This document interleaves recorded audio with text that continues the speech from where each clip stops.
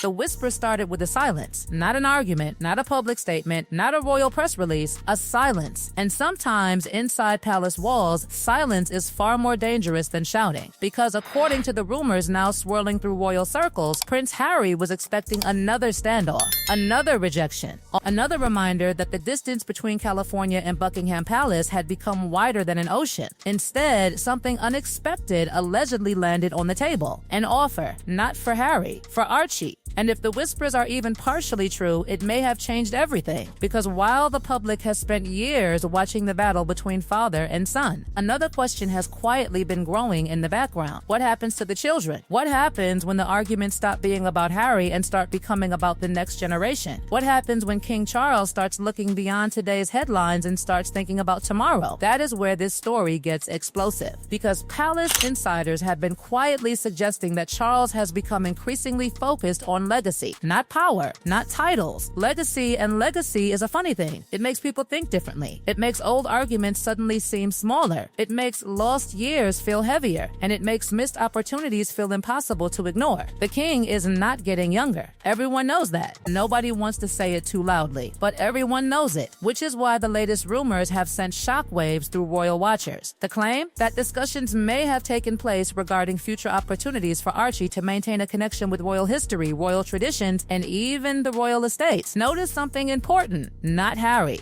Archie. And that's where people believe everything changed. Because for years, the conversation has always revolved around Harry's demands, Harry's frustrations, Harry's interviews, Harry's lawsuits, Harry's complaints, Harry's battles. But suddenly, the spotlight appeared to move. And once that happened, the entire dynamic shifted. Because you can reject demands, you can reject pressure, you can reject negotiations. But rejecting a child is something entirely different. And many royal observers believe Charles understands that distinction better than anyone. That's why the rumors have become so intense. According to palace gossip, discussions allegedly centered around ways Archie could someday experience parts of royal life without becoming trapped inside royal politics. Think about that for a moment. No public fights, no television interviews, no family feuds, no headlines. Just a young boy learning about his family's history. Simple, quiet, personal, at least in theory. But nothing involving this family stays simple for long. Because the moment these whispers started circulating, another question exploded across social media. How would Harry react? After everything that has happened, after years of conflict, after years of public criticism, after years of emotional distance, what happens if Charles simply goes around the battlefield altogether? What happens if the king stops focusing on repairing the relationship with Harry and starts focusing on building one with Archie instead? Suddenly, the entire conversation changes, and some royal commentators believe that possibility caught people completely off guard because it wasn't supposed to happen this way. The expectation was endless fighting, endless stalemate, endless bitterness. Instead, the rumors describe something else. A long game, a very royal game, the kind that isn't played over weeks, the kind that's played over decades. And if there's one thing the monarchy understands better than almost anyone, it's patience. Kings think differently. They don't think about tomorrow morning, they think about 20 years from now, 30 years from now, generations from now, which is why these rumors have become impossible to ignore, because suddenly people are imagining a future where Archie grows older and starts asking questions. Questions no parent can answer forever. Questions every child eventually asks. Where did I come from? Who is my family? Why are things the way they are? What really happened? And when that day comes, what answers will exist? Many observers believe Charles may already be thinking about that future. Not next week, not next month, years from now. And that's where the alleged palace offer becomes so fascinating. Because it isn't about power, it isn't about status, it isn't even about reconciliation, it's about connection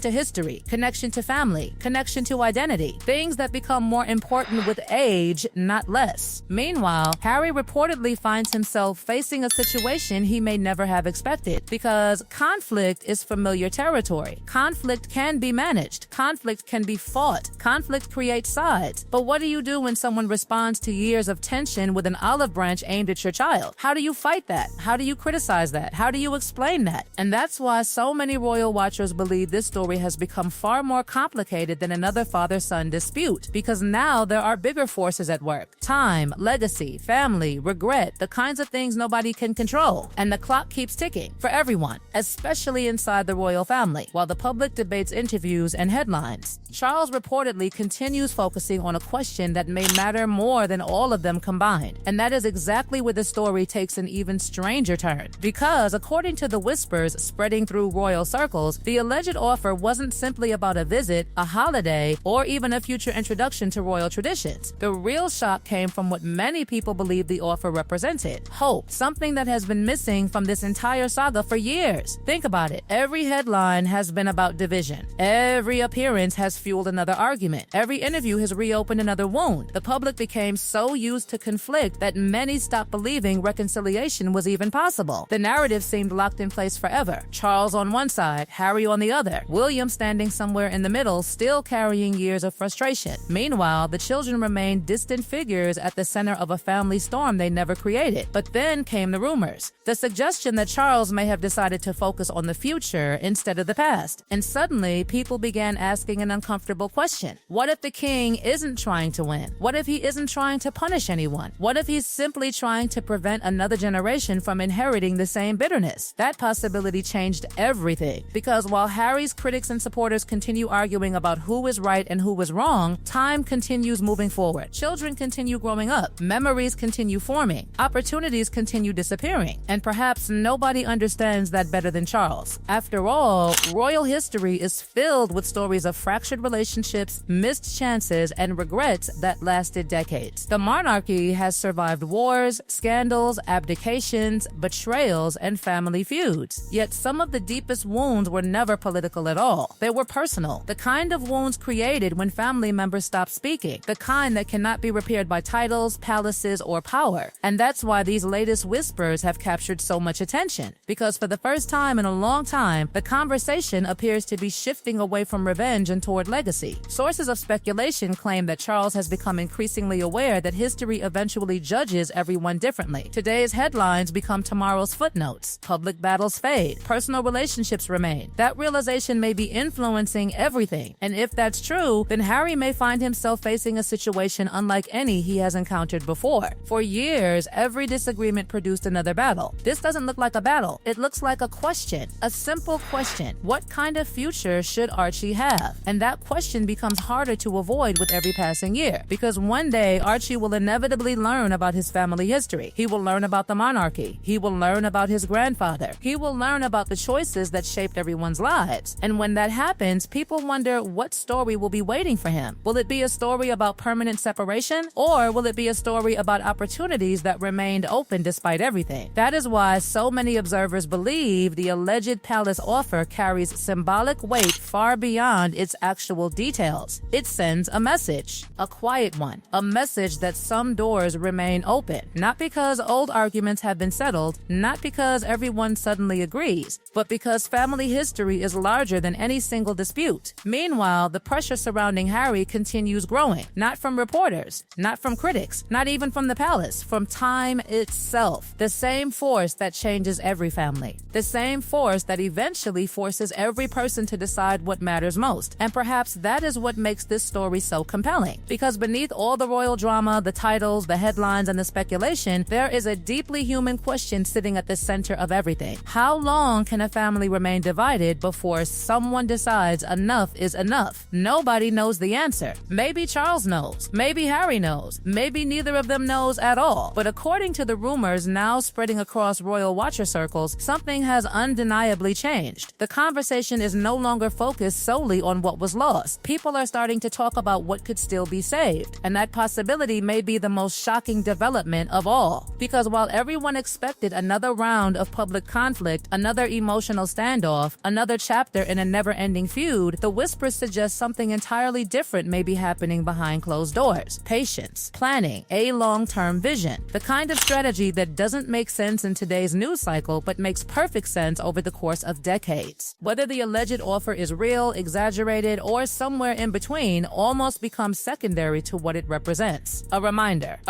that family stories are never finished until the people involved decide they are. And perhaps that's why this rumor has spread spread so quickly, because people recognize something powerful hiding underneath it. Possibility. The possibility that one day the next generation may build bridges where the previous generation built walls. The possibility that old grievances may not have the final word. The possibility that history could still take an unexpected turn. And if those whispers are even partially true, then the most remarkable part of this story isn't the offer itself. It's what the offer says about the future. A future that may look very different from the one anyone expected. And according to palace gossip, that realization is exactly what left Harry speechless.